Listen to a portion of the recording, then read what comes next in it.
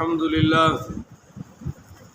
للہ وکفا وسلام علی عبادہ الذین اصطفیٰ اما بعد فاعوذ باللہ من الشیطان الرجیم بسم اللہ الرحمن الرحیم۔ معزز محترم محتشم سامعین حضرات، 17 مئی بروز منگل بروز بدھ 2023 سے بعد نماز فجر کا یہ درس قرآن انشاءاللہ سورۃ الکہف آیت نمبر 17 سے لے کر آیت نمبر 18 تک جاری رہے گا۔ 2 آیات پر مشتمل ہے صرف۔ کل کی نشست میں یہ بیان ہوا تھا کہ اصحاب کہف نے اعلان کر دیا کہ ہمارا معبود صرف اللہ ہے، تو پھر اللہ نے فرمایا کہ فَأْوُوا إِلَى الْكَهْفِ يَنشُرْ لَكُمْ رَبُّكُمْ مِنْ رَحْمَتِهِ، تو اب پناہ لے لو غار میں، پھیلا دے گا تمہارے لیے تمہارا رب اپنی رحمت کا دامن۔ پیر صاحب کا ترجمہ ہے، پیر کرم شاہ صاحب رحمۃ اللہ علیہ کا، کہ اللہ تعالیٰ فرما رہا ہے کہ تمہارا رب تمہارے لیے رحمت کے دروازے کھول دے گا، دامن پھیلا دے گا۔ وَيُهَيِّئْ لَكُم مِّنْ أَمْرِكُم مِّرْفَقًا، اور مہیا کر دے گا تمہارے لیے تمہارے اس کام میں آسانیاں، یعنی اس کام میں اللہ تعالیٰ تمہیں رحمت بھی عطا کرے گا اور مشکلات ختم کر کے آسانیاں بھی تمہیں عطا فرمائے گا۔ اب سمجھیے جب وہ غار میں چلے گئے تو پھر کیا ہوا؟ وَتَرَى الشَّمْسَ إِذَا طَلَعَتْ، اور تو دیکھے گا سورج کو، اذا طلعت، جب وہ ابھرتا ہے، طلوع ہوتا ہے، تو تزاور عن کہفہم ذات الیمین، تو وہ ہٹ کر گزرتا ہے ان کی غار سے دائیں جانب۔ یعنی اصحاب کہف کی ان 2 آیات میں چند خاص کرامات بیان کی گئی ہیں، خاص اولیاء اللہ کی جماعت تھی نا جی، ان کی خاص کرامات۔ پہلی کرامت کہ جب تو دیکھے تو سورج کو، جب وہ سورج نکلتا ہے تو وہ غار کی دائیں جانب خود بخود ہو جاتا ہے، اوپر نہیں چڑھتا، کیونکہ آپ کو پتہ ہے کہ گرمیوں کے موسم میں، حبس کے موسم میں جب سورج عین اوپر چڑھے تو پھر بندے کی خیر ہے نہیں۔ تو اللہ کہتا ہے جب میں نے کہا غار میں سو جاؤ، تو اب چونکہ میرے حکم سے سوئے ہیں تو ان کو ساری سہولیات میں خود مہیا کروں گا۔ چنانچہ پہلی سہولت تو یہ ہے کہ جب سورج نکلتا ہے تو وہ ہٹ کر گزرتا ہے۔ اب صاف ظاہر ہے کہ یہ ان اولیاء اللہ کی کرامت ہے۔ بولیے، ان اولیاء اللہ کی کرامت ہے۔ تو کرامات اولیاء کا ثبوت قرآن میں ہے۔ بھائی بڑے ہی نادان ہیں وہ، اب اس سے سخت لفظ نہیں میں کہہ سکتا، بڑے ہی نادان ہیں جو کہتے ہیں جی یہ کرامات تم کہاں سے لے آتے ہو؟ یہ اللہ پہلی کرامت اصحاب کہف کی خود بیان فرما رہا ہے۔ اب ذرا دوسری کرامت بھی سنیے۔ وَإِذَا غَرَبَتْ، اور جب وہ سورج ڈوبتا ہے، تَقْرِضُهُمْ ذَاتَ الشِّمَالِ، تو بائیں طرف کتراتا ہوا ڈوبتا ہے، یعنی بائیں طرف ہو جاتا ہے، اوپر سے سیدھا ان کو لگ کر تکلیفیں پہنچا کر ڈوبتا، یعنی غروب ہونے میں اور طلوع ہونے میں سورج خود بخود دائیں اور بائیں ہو رہا ہے۔ جب سورج نکلتا ہے تو دائیں سے ہو کر کترا کر نکل جاتا ہے، جب ڈوبتا ہے تو بائیں سے کترا کر ڈوب جاتا ہے۔ تو یہ 2 کرامات اللہ تعالیٰ نے بیان فرما دی ہیں۔ اب تیسری سنیے جی۔ وَهُمْ فِي فَجْوَةٍ مِّنْهُ، اور وہ سو رہے ہیں ایک کھلی غار میں۔ بولیے، سو رہے ہیں ایک کھلی غار میں۔ اب یہ کھلی غار کا ذکر کیوں ہے؟ تو یہ تیسری کرامت ہے کہ جب کوئی چیز کھلی ہوتی ہے، وسیع ہوتی ہے، تو کبھی آپ نے دیکھا ہے کہ سانپ آ جاتے ہیں، بچھو آ جاتے ہیں، کیڑے مکوڑے آ جاتے ہیں، اور بڑے بڑے عجیب قسم کے جانور آ جاتے ہیں۔ اللہ کہتا ہے میں نے ہر چیز سے ان کو محفوظ رکھا ہوا ہے۔ اب اگرچہ غار تو کھلی ہے پر میں نے حفاظت کا سسٹم فٹ کر دیا ہے۔ جب میں آسمانوں سے حفاظت کر رہا ہوں تو زمینوں سے حفاظت کیوں نہیں کروں گا؟ آگے جی، ذالک من آیات اللہ، فرمایا سورج کا یوں طلوع اور غروب ہونا یہ اللہ تعالیٰ کی نشانیوں میں سے ہے. من یہد اللہ فہو المہتد. تو اس میں سے فرمایا حقیقت یہ ہے کہ جسے اللہ تعالیٰ ہدایت دے وہی ہدایت یافتہ ہے. یعنی اگر کوئی ہدایت والا ہو تو پہاڑوں سے، غاروں سے اور سورج کے طلوع اور غروب ہونے سے بھی ہدایت حاصل کر سکتا ہے. تو ہدایت یافتہ وہی ہے، بولو جسے اللہ ہدایت دیتا ہے. اب اللہ جو ہدایت دیتا ہے اس کے بھی کچھ ظاہری اثار ہوتے ہیں، زبردستی تو اللہ نہیں دیتا. کیا کہتے ہیں؟ فمن شاء فلیؤمن ومن شاء فلیکفر. تو چاہے تو مومن بن جا، چاہے تو کافر بن جا، چاہے تو. جب ہم جس ڈائریکشن پہ چلتے ہیں انہی چیزوں کا ظہور ہو جاتا ہے. اللہ کہتا ہے یہ ظہور میں کر رہا ہوں تاکہ پتہ چل جائے. مثلا جب آپ نماز مسجد میں آئیں گے تو کیا کریں گے؟ بولے بھائی. سینما میں جائیں گے تو کیا کریں گے؟ فلم دیکھیں گے. برائی کے اڈے پر برائی کریں گے، اچھائی کے مرکز میں اچھائی کریں گے. تو اللہ فرما رہا ہے یہ جو اچھائی کر رہا ہے نا مسجد میں آ کے، یہ میں نے مسلط نہیں کی، یہ خود چل کے آیا ہے، میں نے قبول فرما لیا ہے. توفیق میں نے دے دی کیونکہ یہ چلا، ارادہ اس کا تھا. اب جو ادھر گیا ہے تو اللہ کہتا ہے یہ گیا، اس نے ارادہ کیا، میں نے اس پر برائی کی چادر ڈال دی. تو یہ ہے ہدایت میں وہی ہے جسے اللہ ہدایت دے. اور وَمَن يُضْلِلْ فَلَن تَجِدَ لَهُ. اور جسے وہ گمراہ کر دے فَلَن تَجِدَ لَهُ، پھر اس کے لیے کوئی نہیں ہے وَلِيًّا مُرْشِدًا، کوئی مددگار اور رہنما اس کے لیے جس کو اللہ گمراہ کر دے. مرشدہ، تو مرشد ہوتے ہیں ہدایت والوں کے پاس. بولو کن کے پاس؟ ہدایت والوں کے پاس. البتہ یہ جو مرشدوں کے مرکز بن گئے نا، اڈے بن گئے کہ بس کہاں سے ملے گی جی؟ بس اسٹینڈ سے. اور رکشا کہاں سے ملے گا؟ بھائی بولو تو صحیح نا، رکشا اسٹینڈ سے. بھائی ٹیکسی کہاں ملے گی جی؟ ٹیکسی اسٹینڈ سے. تو اب یہ جو مرشدوں کے اسٹینڈ بنا دیے گئے ہیں نا جی، پیر صاحب کہاں سے ملیں گے؟ فلاں اسٹینڈ سے، فلاں استانے سے. تو یہ اسٹینڈ نہ بناؤ. قرآن حدیث یہ کہتا ہے کہ جو تمہیں حق کی راہ دکھائے وہی مرشد ہے. بولو وہ کیا ہے؟ مرشد کا معنی ارشاد کرنے والا، جو تمہیں بتا دے دین قرآن حدیث، وہ مرشد ہے. ہاں ایک کے ہاتھ میں ہاتھ دینا اس لیے ضروری ہے تاکہ ہم اس سلسلے کی پابندیاں کر کے ان کی برکات حاصل کر سکیں. باقی مرشدوں کے اڈے نہیں ہوتے بھائی. وَتَحْسَبُهُمْ. اب ایک اور کرامت سنیے جی، 3 کرامتیں بیان ہوگی، چوتھی سنیں. وَتَحْسَبُهُمْ أَيْقَظًا. اور اگر تو انہیں دیکھے ایقظاً تو لگے گا جیسے وہ بیدار ہیں.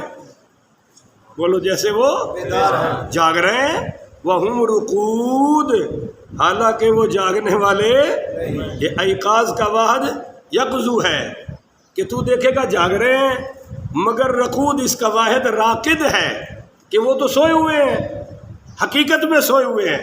اب بندہ اس طرح سو جائے کہ ہاتھ پاؤں بے سن ہو جائیں، سانسوں کی ایک اور انداز ہو جاتا ہے سونے والوں کا. تو کوئی بھی آگے سمجھ سکتا ہے. کئی دفعہ ایسا ہوا بچپن میں سفر کرتے ہوئے اڈے پر بیٹھے، بچپن کی نیند ذرا تکڑی ہوتی ہے، سو گئے. کوئی چرسی ہرونچی آیا، اس نے جیب میں جو اس وقت 2-3 ہزار روپیہ چھپایا ہوتا تھا نکال کے لے جاتا تھا، اور ہمیں پتہ اٹھتے تو دیکھتے بھائی کدھر ہے. اور میری نیند تو بڑی دیر تک بڑی گہری رہی ہے، اب جا کے ڈھیلی ہوئی ہے. میں جب وہ پڑھتا تھا مدرسے، گھر میں جاتا تھا، میرے ایک ماموں مرحوم تھے، وہ بھی میری مجھ سے 6-7 ماہ بڑے تھے. اس کے ساتھ میں سوتا تھا، بڑا پیار تھا. تو وہ سوتے ہوئے اٹھتا تھا جلدی، وہ تو ذمہ دارا کرتا تھا، تو جو چیز میرے جیب میں ہوتی تھی نکال کے لے جاتا تھا اور مانتا بھی. اب مجھے پتہ بھی نہیں چلتا تھا. تو بڑے مسئلے ہوتے ہیں. اللہ کہتا ہے کہ میں نے اصحاب کہف کو ایسے نہیں سلایا کہ کوئی یہ سمجھے کہ سوئے پڑے ہیں جو مرضی کر جائیں. نہیں، یہ میرے اولیاء اللہ ہیں، اور ولیوں کو خصوصی نیند دیتا ہوں میں. ایسی نیند دی کہ دیکھنے والا سمجھ رہا ہے کہ جاگ رہا ہے. بعض نیک لوگوں کو آپ نے فوتگی کے پر ان کی جب لاش کا آپ دیدار کریں تو محسوس نہیں ہوتا جیسے ابھی اٹھ جائیں گے.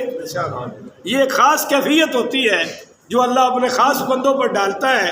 اللہ نے فرمایا میں نے اصحاب کہف کو یہ کیفیت عطا کر دی کہ اگر دیکھے تو سمجھے کہ یہ جاگ رہے ہیں وہم رقود، حالانکہ وہ جاگے سوئے ہوئے ہیں. اب یہ 3 کرامتیں ہو گئی جناب، 4 کرامتیں ہو گئی. چوتھی وَنُقَلِّبُهُمْ ذَاتَ الْيَمِينِ وَذَاتَ الشِّمَالِ، ہم ان کی کروٹیں بدلتے رہتے ہیں دائیں جانب اور کبھی بائیں جانب.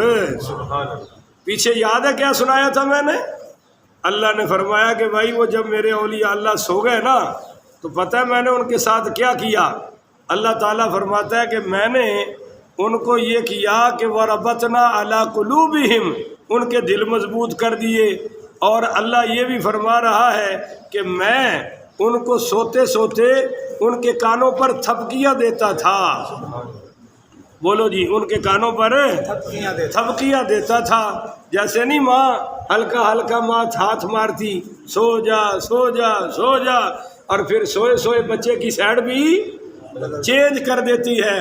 کیونکہ کبھی آپ نے دیکھا بندہ سویا ہوا اٹھتا ہے، کہتا ہے یار بازو میں بڑا درد ہو رہا ہے. بھائی کیوں درد ہو رہا ہے؟ کہتا ہے ساری رات ایک سائڈ پہ ہی سویا رہا. تو اللہ کہتا ہے میں نے یہ تکلیف بھی اپنے ولیوں کو نہیں ہونے دی، چونکہ میں نے سلایا تھا. تو پھر میں کبھی ان کو نقلبہم ذات الیمینی وذات الشمال، کبھی بائیں سائڈ چینج کر دیتا تھا، کبھی دائیں سائڈ چینج کر دیتا تھا. اب یہ کتنی کرامات ہو گئی؟ 5. بولو کتنی ہوگی بھائی؟ 5. اور 7ویں کیا ہے؟ وَقَلْبُهُمْ، اب چھٹی 5 ہوگی نا، تو چھٹی کیا ہے؟ وَقَلْبُهُمْ بَاسِطٌ ذِرَاعَيْهِ بِالْوَسِيدِ، میں سمجھتا ہوں فی نفسہ کہ اس کے ذکر کی کوئی ضرورت ہے نہیں. بولو تو صحیح نا، اس کے ذکر کی کوئی ضرورت ہے نہیں. مثال کے طور پر آپ یہاں سے مدرسے جائیں تو یہی کہیں گے یار میں وہ چھوٹی مسجد سے یوں مڑ گیا، آگے یوں مڑ گیا. یہ تو نہیں کہیں گے کہ بھائی وہاں ایک کتا کھڑا تھا، جب میں اگلے موڑ پہ مڑا تو 2 کتے اور کھڑے تھے، پھر جب میں جامعہ عثمانیہ کے گیٹ پر گیا تو 3 کتے اور کھڑے. ایسا تو نہیں نہ کرتے. بس آپ یہی بتائیں گے جو ادھر سے مڑ گیا جی آگے مڑا، وہ مین سڑک آ گئی بھائی آگے ساتھ چلا، اگلا موڑ کراس کرتے ہی جامعہ عثمانیہ کا گیٹ آ گیا. مگر یہاں اللہ نے کمال کر دیا. اللہ کہتا ہے غار کے اندر کی حالت تو یہ تھی کہ میں نے ان پر سورج دائیں بائیں سے کر دیا، اندر کی حالت تو یہ تھی کہ میں نے ان کو ایسا سلایا کہ تم سمجھو جاگ رہے ہیں. اندر کی حالت تو یہ تھی کہ میں ان کی کروٹ کبھی دائیں جانب چینج کرتا ہوں کبھی بائیں جانب. اب تمہیں باہر کی حالت بتاتا ہوں. اللہ فرما رہا ہے وَقَلْبُهُمْ بَاسِطٌ ذِرَاعَيْهِ بِالْوَسِيدِ، وہ جو ان کا کتا تھا نا وہ بھی ہاتھ پھیلائے. اصل ترجمہ ان کا کتا پھیلائے بیٹھا ہے اپنے دونوں بازو ان کی دہلیز پر، یعنی یوں کتے کے ہاتھ ہیں. اس لیے سرکار نے فرمایا جب تم سجدہ کرو تو کتے کی طرح ہاتھ مت رکھو، کونیاں اوپر اٹھا لو. بولو کونیاں اوپر اٹھا. اب کتا نہیں اٹھاتا نا، وہ تو ایسے رکھتا ہے. تو آڈے والے چک دیتے نہیں، بولو نا، وہ بھی ایسے رکھتے ہیں نا. یہ پوری یہ بھی نیچے اور یہ بھی ایسے کتا بیٹھا تھا، دونوں ہاتھ آگے تھے اور دونوں ٹانگوں پر بیٹھا تھا. تو اس طرح سجدہ کرنے کی ممانعت آئی ہے کہ تم ذرا کونیاں باہر نکال لو، کتے کی مثل نہ ہو جاؤ. اچھا جی، اب یہ کتا بیٹھا ہے تو اللہ نے کتے کا بھی ذکر کر دیا. اب میں آپ سے پوچھتا ہوں یہ کتے کا کمال ہے یا ولیوں کی غلامی کا اثر ہے؟ بولو بھائی. اور بتا دوں پھر جو اصحاب کہف کے غار والوں کا، یعنی جو کہف کے غار والوں کا، اصحاب کہف کا ادب کرے اس کا ذکر قرآن میں آ رہا ہے. جو غار ثور والے کا ادب کرے گا اس کے مقام کا عالم کیا ہوگا. اللہ بتا رہا ہے کہ غار والوں کا جو ادب نہ کرے وہ کتوں سے بھی بدتر ہے. بولو وہ کتوں سے بھی بدتر ہے. وہ کتا 2 ٹانگوں والا ہو تب بھی ناکام جو غار والوں پر بھونکے، کتا 4 ٹانگوں والا ہو بولو تب بھی ناکام ہے.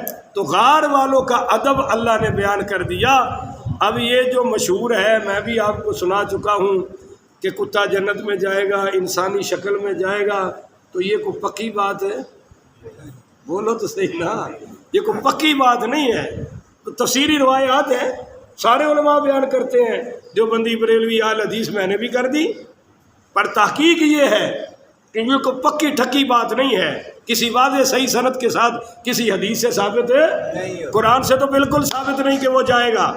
البتہ قرآن سے یہ ثابت ہے جو ولیوں سے وفا کرے وہ کتا بھی بڑا باکمال ہے، بولو وہ کتا بھی بڑا۔ تو بھائی ہر اس بندے کی جو دین کے لیے کوشش کرے، دین کے لیے محنت کرے، اس کا ہمیں ادب کرنا چاہیے، کیونکہ کتے بھی ان کا ادب کرتے ہیں، اور جو ان سے ٹکراتا ہے وہ کتوں سے گرا ہوا ہے۔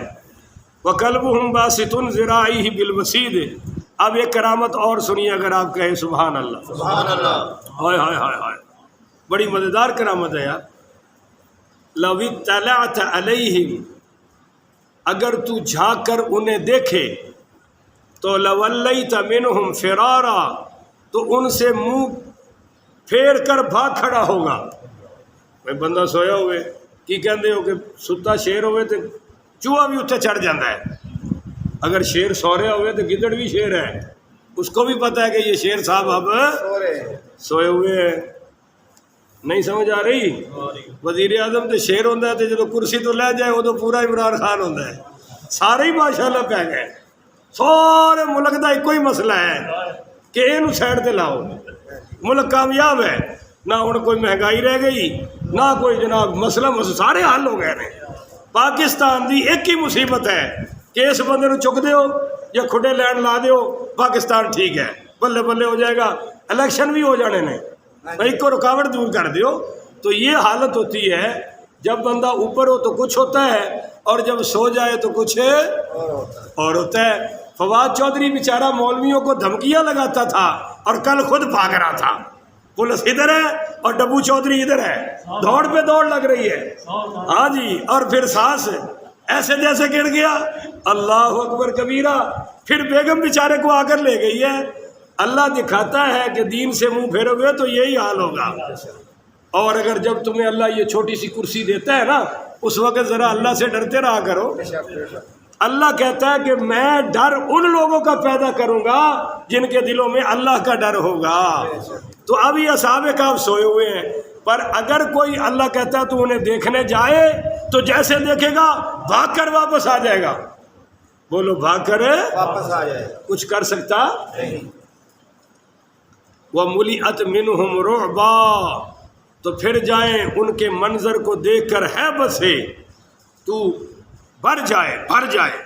وَمُلِئَتْ مِنْهُ رُعْبًا، تو بھر جائے ان کے منظر کو دیکھ کر ہیبت سے، یعنی جس طرح دل روب سے بھر نہیں جاتا، ڈر سے پر ہو جاتا ہے، ایسے ہو جاتا ہے جو ان کو دیکھتا ہے۔ یہ اللہ نے ان کی ایک چھٹی کرامت بیان فرما دی۔ تو ان دو آیات میں اصحاب کہف کی 6 کرامات بیان فرمائی ہیں، اور اللہ تعالیٰ نے ان کے ایک کتے کا تو 7 چیزیں اللہ نے بیان فرما دی، اور 8ویں چیز کیا بیان فرمائی؟ ہدایت یافتہ وہ ہے جسے اللہ ہدایت دے، اور 9ویں چیز کیا بیان فرمائی؟ کہ گمراہ وہ ہوتا ہے جسے اللہ گمراہ کرے، اور 10ویں چیز کیا بیان فرمائی اس آیت میں؟ ذالک من آیات اللہ، یہ اللہ کی نشانیوں میں سے نشانیاں ہیں۔ تو 2 آیات میں اللہ نے 10 باتیں بیان فرما دی ہیں، اگر میں غور کروں اور دوبارہ درس دوں تو 10 سے زیادہ بھی نکل آئیں گی، پر ابھی آپ کو تلک عشرۃ کاملہ 10 ہی بس ہیں۔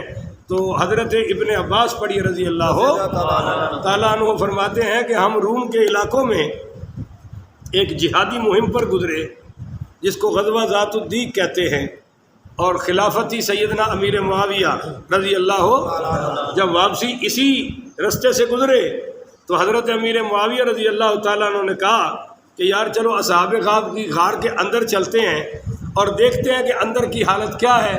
تو حضرت عبداللہ ابن عباس رضی اللہ تعالیٰ عنہ نے یہ آیت پڑھی کہ لَوْ اطَّلَعْتَ عَلَيْهِمْ لَوَلَّيْتَ مِنْهُمْ فِرَارًا وَلَمُلِئَتْ مِنْهُمْ رُعْبًا۔ حضرت ابن عباس کہنے لگے کہ امیر المومنین، آپ سے بہتر ہستی نبی پاک کو اللہ نے وہاں جانے سے منع فرما دیا کہ آپ ان کو دیکھ سکتے نہیں۔ تو حضرت امیر معاویہ نے سمجھا کہ یہ حضور کے ساتھ خاص ہے، ہمارے لیے حکم ہے، یا یہ اس وقت کی بات تھی، اب کی بات ہے نہیں ہے، لہذا وہ اندر ہے چلے گئے۔ مگر جو ہی ان کے صحابہ یا سپاہی اندر گئے تو ان پر ایسا رعب طاری ہوا ان کو یوں لگا جیسے کلیجے پھٹ جائیں گے، تو وہ فوری واپس ہے۔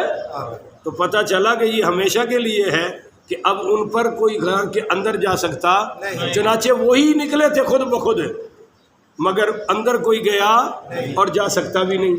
یہ جو کتے کی بات آئی وَكَلْبُهُمْ بَاسِطٌ ذِرَاعِهِ بِالْوَصِيدِ کہ کتا یوں بیٹھا ہے، تو اب کتے کے بارے میں حضور پاک پڑھیے صلی اللہ علیہ وآلہ وسلم نے فرمایا کہ جس گھر میں کتا ہو وہاں رحمت کے فرشتے نہیں آتے۔ ایک شخص تھا پنجا پارٹی کا شیعہ، اور وہ کسی بہت بڑے عالم دین کے ساتھ تھا، تو ہاتھ میں کتا پکڑا ہوا تھا۔ اس عالم نے پوچھا کہ بھئی تو نے کتا کیوں پکڑا ہے؟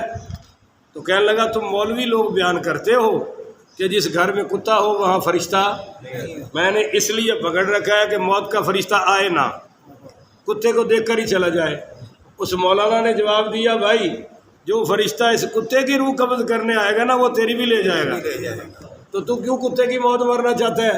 اس کو چھوڑ دے، اپنے ٹائم سے زیادہ زندہ رہ سکتا، اس کو چھوڑ دے۔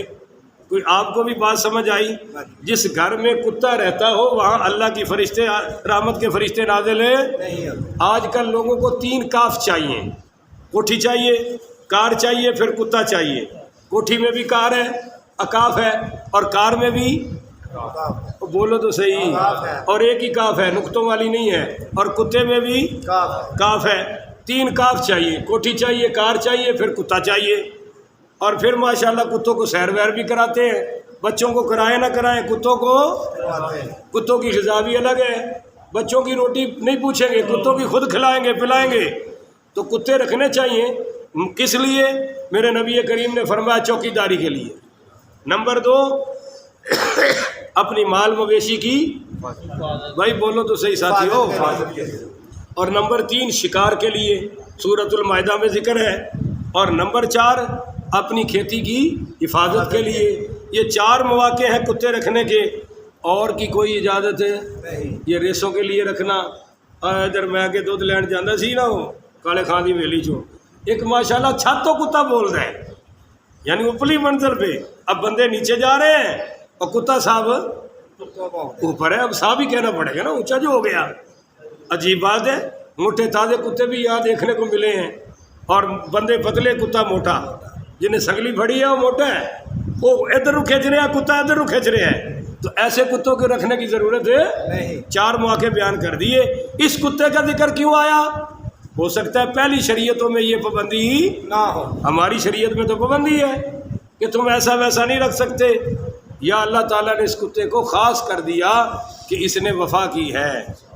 تو وفا والے کتے بے وفا انسانوں سے بھی بہتر ہے، بولو بے وفا انسانوں سے بھی بہتر ہے۔ امام حسن بصری فرماتے ہیں رحمۃ اللہ علیہ، کتے میں 10 صفات ایسی ہیں کہ اگر وہ انسان میں آ جائے تو انسان کے دونوں جہان کامیاب ہیں۔ 10 صفات ایسی ہیں، اب وہ 10 پھر بیان کروں گا، مجھے یاد ہے پر اب ٹائم کافی ہو گیا، مجھے یہ بھی یاد ہے۔ اللہ تعالی ہمیں عمل کی توفیق عطا فرمائے۔ آخر ودعوانا ان الحمدللہ رب العالمین۔